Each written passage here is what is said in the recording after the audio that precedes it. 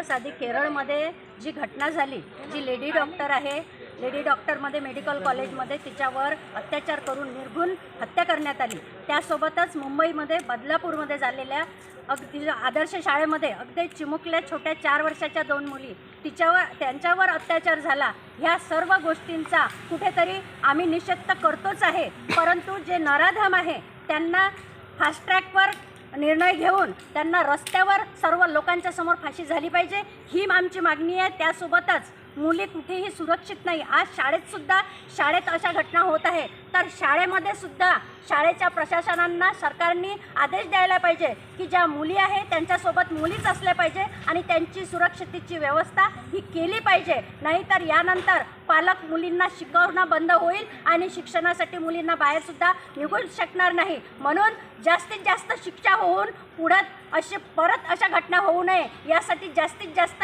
त्यांना शिक्षा झाली पाहिजे आणि रस्त्यावर फाशी दिली पाहिजे, कायदा निर्माण झाला पाहिजे। आणि या सर्व घटनेचा आम्ही जाहीर निषेध करतो। युवा स्वाभिमान पक्षाच्या सर्व महिला जाहीर निषेध